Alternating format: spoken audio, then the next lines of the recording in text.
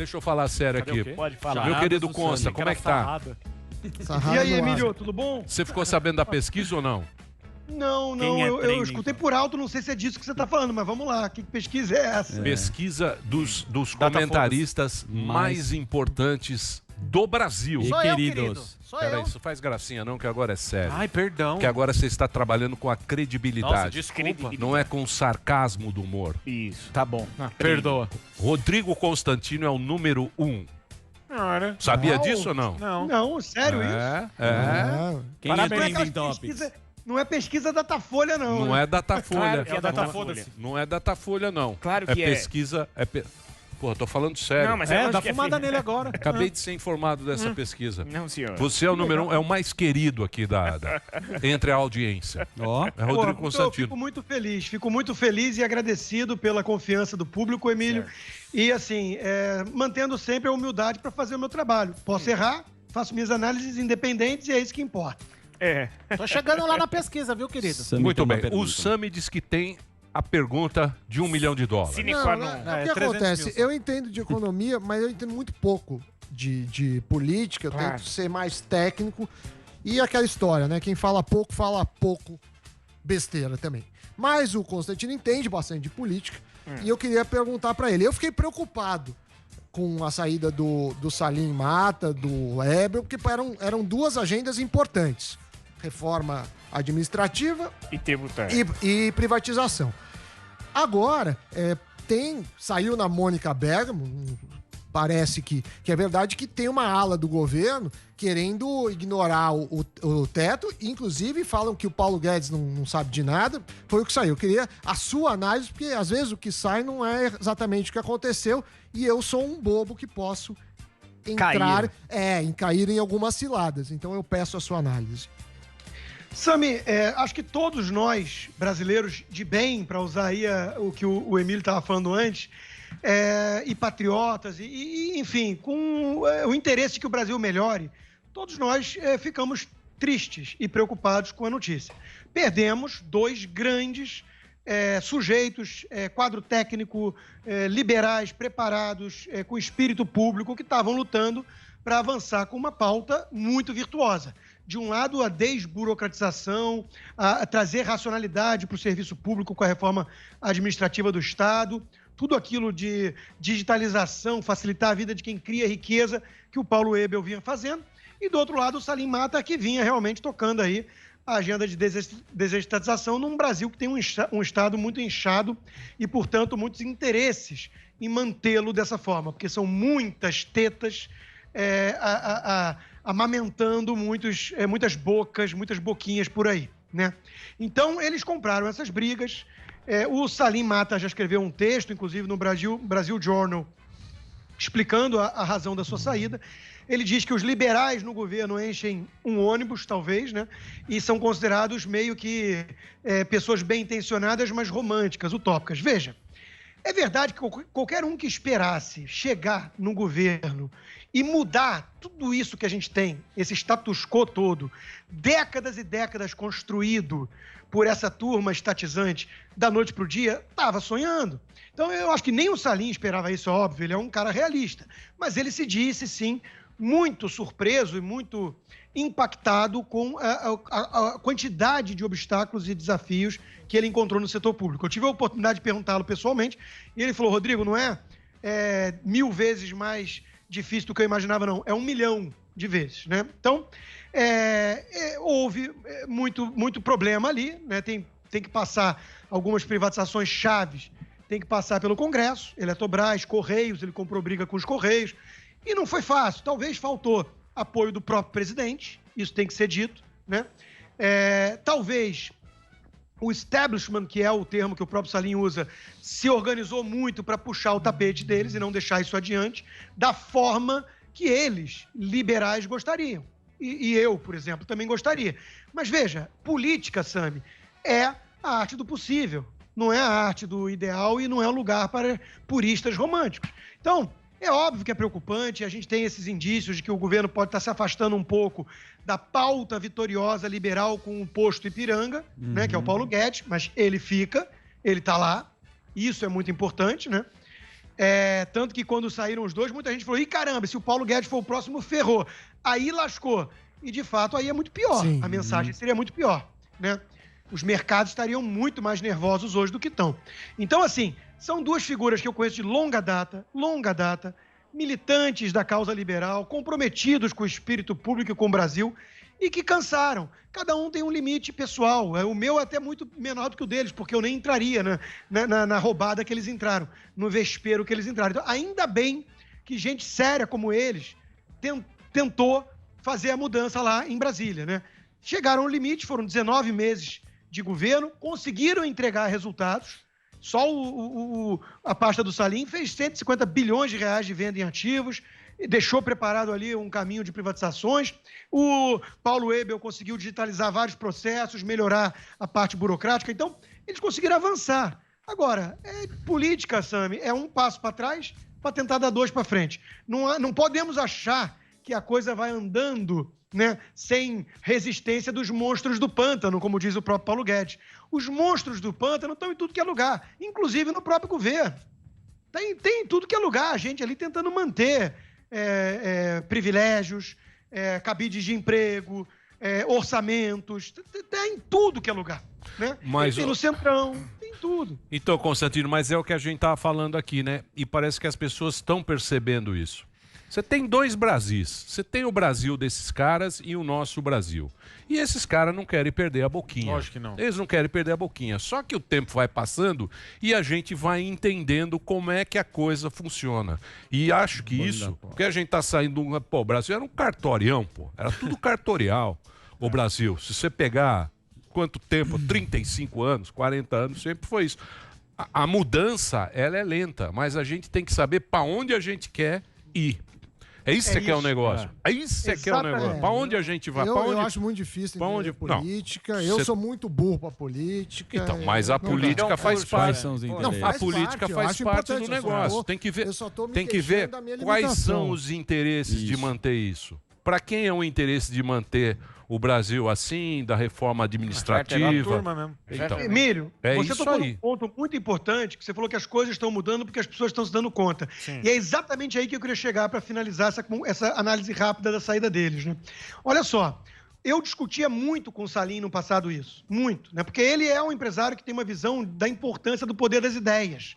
Então ele ajudava esses institutos e tudo mais, eu sou presidente do conselho de um deles, eu ganhei o Prêmio Libertas em 2009 no Fórum da Liberdade e o meu discurso de agradecimento foi exatamente sobre o poder das ideias. Então a gente discutia muito isso. E o que eu falava para ele é o seguinte, Salim, é óbvio que é fundamental a gente ter gente boa e séria na política, né? Mas se a gente não mudar a mentalidade, se a gente não preparar o terreno para que ele fique mais fértil à aceitação dessas ideias liberais, que, como dizia o Roberto Campos quando pregava, num deserto. Aí não era um caminhão no governo, aí era menos de uma Kombi no Brasil. Né? Quando ele pregava essas ideias, ele falava, olha, o sujeito dizer que pratica orgia em praça pública, ele vai atrair olhares menos condenatórios do que ele falar que ele quer privatizar uma Petrobras. Então, essas coisas estão mudando. Agora, nós temos que investir no campo das ideias. Quando o empresário Anthony Fischer procurou o economista austríaco Hayek, que é prêmio Nobel da Economia, na década de 50 na Inglaterra, para criar um partido político, o Hayek virou para ele e falou assim, não, cria um instituto para preparar as ideias. E ele fez isso, criou o Institute of Economic Affairs e depois de 20 anos veio quem ao poder? Margaret Thatcher. Sim. Aí sim, ela foi uma estadista, ela tinha coragem e ela comprou a briga com os sindicatos, inclusive com atentados terroristas contra ela e os ministros.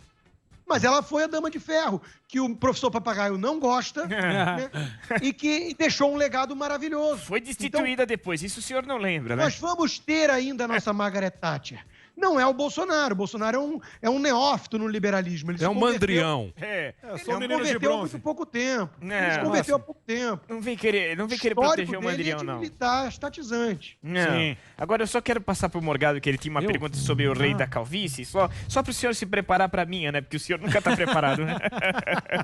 Ô, Constantino, Que fala foi essa do Alexandre de Moraes falando que toda tirania deve ser afastada, inclusive a tirania da maioria que elege o Executivo e o Congresso? Meu Deus, Temerária.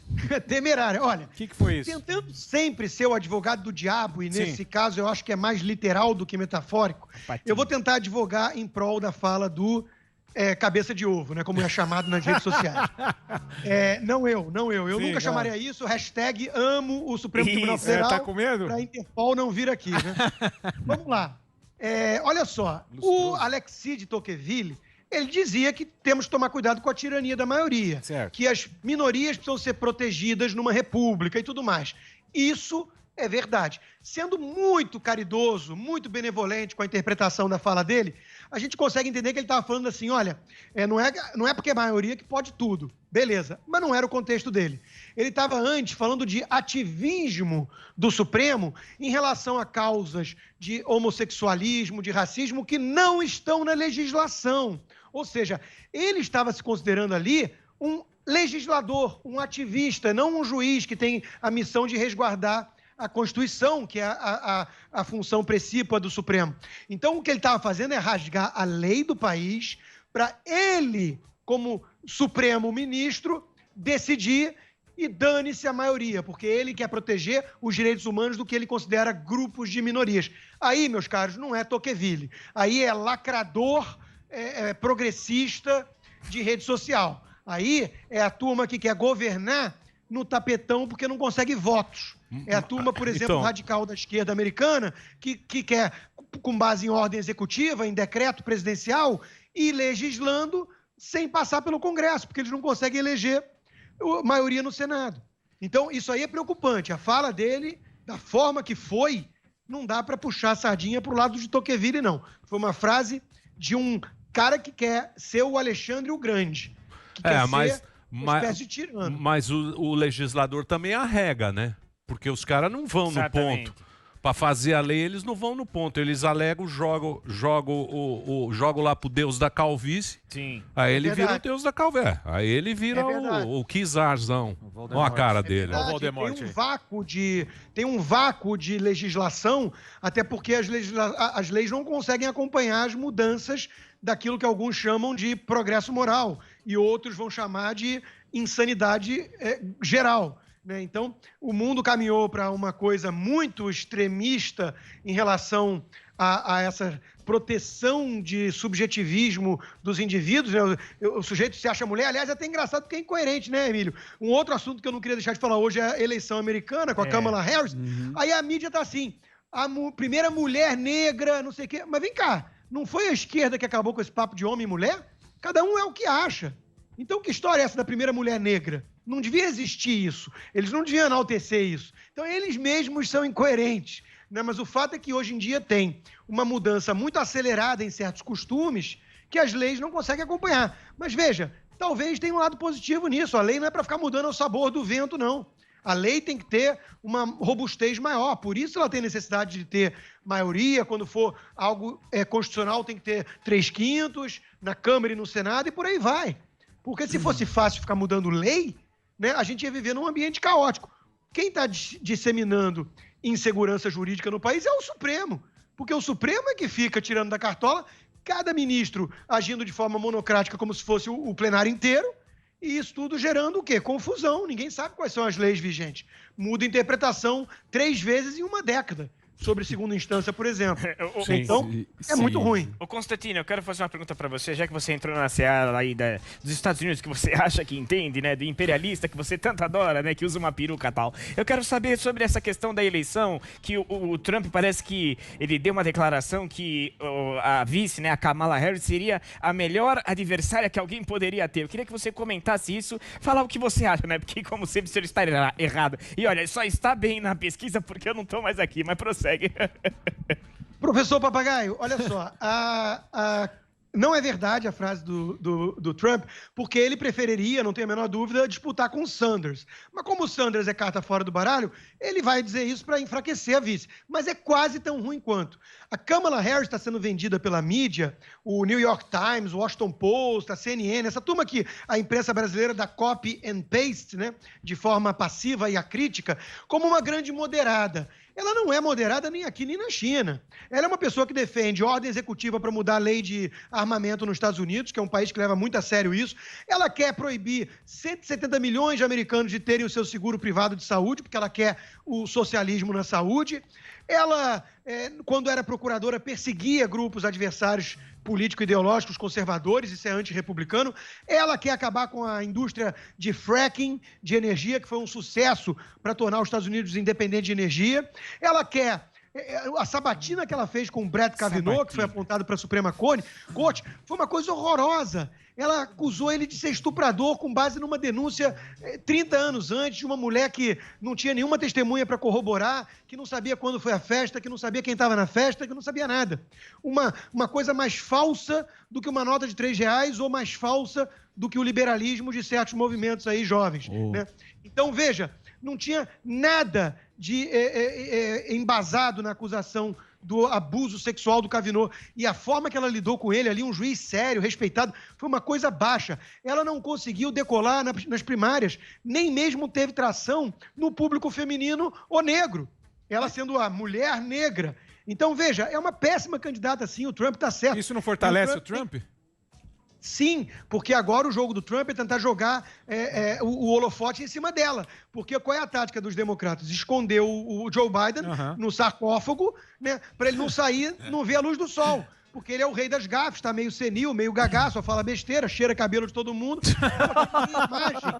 Ele tem a imagem de um moderado. Então as pessoas escondem ele e aí falam, o Trump é tóxico. A mãe do subúrbio não gosta do estilo do Trump. Né? Então, com Joe Biden vira um plebiscito contra o Trump. Se for contra a Kamala Harris, ele pode puxar da cartola tudo isso que eu falei e muito mais. Então, ele vai fazer a eleição ser sobre ele e ela. E olha, talvez seja, né? O vice normalmente não tem relevância. Sim. No caso, em se tratando do Joe Biden, eu, se fosse ele, inclusive, contratava, que nem os tiranos fazem, né? Um provador de comida. Porque, sei lá, vai que ele é eleito, isola, né? E vai que ele é eleito, eu ia tomar muito cuidado para não encontrar ali um cianureto no bife. Ô, Emílio, licença. Pois não, o Sami tem uma notícia do Dória aqui. Todos os jornais estão dando. Dória acabou de testar positivo Covid. Ele escreve que, segundo o princípio de total transparência que temos lidado com a pandemia, informo que fui diagnosticado com Covid-19. Estou bem, sem sintomas. Seguirei trabalhando de casa, cumprindo as recomendações médicas de isolamento. Tenho fé em Deus que vou superar a doença. Fecha aspas. Então, fecha aspas. Putz. Que ele se recupere, né? A gente não sabe muito claro. Né? Se recupere rápido, né? Agora, como tantos outros governadores e prefeitos... 11º governador. Fica essa questão, né? Então, eles defendiam tanto a ciência e o isolamento e não praticaram? Como é que fica essa história? O que mostra o seguinte, qualquer um pode pegar. Não adianta também você achar que vai fugir do vírus, que o isolamento é a cura para o problema. Não é, né? Temos que continuar a vida. E é isso que acontece. Agora, no caso dele, tem uma probabilidade imensa, né, de não ter grandes sintomas, por causa da faixa etária e tudo mais. Então, só torcer para isso mesmo. Que ele melhor. Ô, Consta, você que tem sensibilidade. O Emílio falou aqui... usava umas máscaras bonitas, né? Ele tava com... Eu queria saber do Consta. O Emílio falou do Lula aqui. O Lula vai voltar. O Lula. Você acha que o Bolsonaro tá meio torcendo também para ter o Lula agora? E quem que é o representante que você acha que é forte na esquerda? Guilherme Boulos? Quem tem? Ou se é que tem? Zuckerman, o Lula quer voltar e querem que o Lula volte. Alguns amigos do Supremo, na mídia e por aí vai. Então estão preparando o terreno para que não seja recebido como uma grande surpresa, um grande absurdo, ele poder disputar a eleição, que seria, obviamente, um absurdo e um escárnio com a legislação vigente. Mas se isso acontecer, é música pro ouvido do Bolsonaro, sim. Tudo que o Bolsonaro quer é disputar com o Lula. Porque ele é o antípoda do Lula. Ele é o anti-Lula por excelência. Não vai ser um tucano que vai ser o anti-Lula. Né? Então, eu acho que nesse aspecto ele quer. Agora, quem que vai substituir o Lula à esquerda, né? Ou à esquerda mais radical? É difícil, porque olha só, o Boulos não é eleito, talvez nem no Leblon, e na Vila Madalena, né? Mas não dá, ele fala pra uma patota, né? Ele é um negócio ridículo. É uma mensagem que É música para essa elite culpada que quer espiar os seus supostos pecados, né? Enaltecendo revolucionário de botequim. É uma coisa ridícula, né? Ô, Constantino, você acha que esse discurso... Não, papai é forte, hein? O papai voltou. Papai é forte. Ô, papai. Calma, papai. Calma que estão resolvendo lá. Oi, querida. Deixa eu perguntar uma coisa. Você acha que esse discurso não cola mais? Não cola mais no público geral, Emílio. A canhota sincera? Sempre vai ter uma audiência cativa, né? Sempre tem ali uma turma que quer isso, né? Quer ouvir isso, essa mensagem. Então, eles vão ter sempre ali os 15%, 20% garantidos. Vai ter uma disputa entre eles, autofágica ali, Boulos, Ciro Gomes, Lula ou alguém do PT, né? Enfim, eles fingem que isso é pluralismo, né?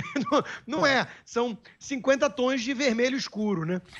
Então, isso aí é parte, tem uma audiência cativa. Agora, eu acho que há, sim, um aprendizado do público geral em relação a isso, tá? Acho que isso convence cada vez menos gente lá fora da bolha, né? Então, assim, tem espaço para alguém de centro que tenha uma narrativa, uma preocupação mais social? Tem.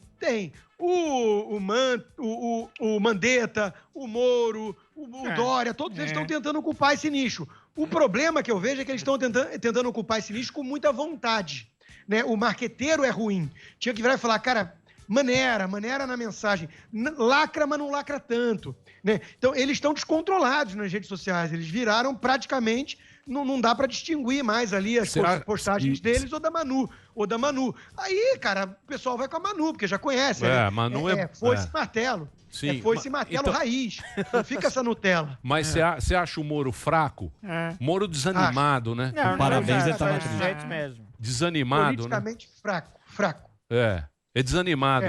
Você acha que o cara que vai enfrentar o Mandrião...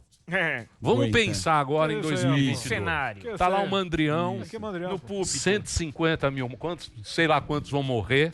Já tá na conta dele. 3 milhões. Tá lá o Mandrião com as cloroquinas, emas. Tá lá o Mandrião. No cavalinho. Quem vai ter testosterona vai ter que ser um cara com Teu testosterona. Amigo, repare bem. Já tá atacando o Bolsonaro e tá falando que vai pegar os eleitores dele. Pode vir no papai. Falou que vai prender o clã dos bolsonaristas. Não, mas pera lá. Mas o repare bem precisa da bênção do papai. Esse é que é o problema. Não tem chance. A esquerda radical e a moderada, que envolve os tucanos, tinha que se unir toda ela com um nome para poder já começar numa espécie de segundo turno, né? E aí ter chance. Como não vai acontecer isso e como eles vão vir fragmentados, o Bolsonaro já está no segundo turno. E aí, de novo, volta a ser uma disputa binária e muitos podem hoje torcer nariz, atacar e tudo, mas quando tiver que botar ali o voto mesmo entre um Ciro Gomes, um Lula, um Boulos ou um Bolsonaro, mesmo essa turminha que se diz liberal e que está horrorizada com o governo, estelionato eleitoral, eu acho que eu preferia ter anulado meu voto, mesmo essa turminha hipócrita que está com um discursinho cafajeste, vai ter que votar, porque vai o quê? Vai votar de fato no PT? Aí, meu amigo, nunca mais, já não deviam usar o rótulo de liberal, mas aí nunca mais, nem na disputa do síndico do prédio, fala que é um liberal, porque ninguém vai acreditar, né? Quem é indiferente entre Paulo Guedes e PT, uma coisa é criticar o Bolsonaro, criticar o governo, criticar a conduta do presidente na pandemia, isso tudo é uma coisa legítima. Outra coisa bem diferente é você ter se transformado num anti-bolsonarista histérico, fanático, histriônico, que acha que ele é o pior presidente do mundo, um sociopata, um genocida, e que é o pior presidente que o Brasil já teve e que prefere o Lula. Aí, meu caro, isso aí é jogo sujo de poder, todo mundo percebe. Não tem nesse país uma viva alma mais honesta do que eu. Ele quer o Moro. Olha o Lula. Pode trazer o Moro pra mim. Manda essa pesquisa aí pro Tutinha, hein, que eu quero pedir aumento. Vou ligar pra ele. Opa. Você tá em Trending Topics na Jovem Pan. Não me complica. Tá em Trending Topics aqui. Quem é Trending Topics? Ô, Constantino, Obrigado, hein? Obrigado pelo papo. O papo sempre é muito bom. Valeu. Rodrigo Constantino, diretamente da Flórida. Top. Ele que tá lá, professor, tá chateado também que saiu a pesquisa, né, professor? Vou te falar, viu? Hã? Vou te falar porque a Está pesquisa... triste. Não, eu não estava aqui, né? Por isso que ele ganhou, né? Eu jamais Eu perderia tô chegando pra na um pesquisa, ginasiano como esse, né? Muito bem. Rodrigo Suécia. Constantino conversou com a gente.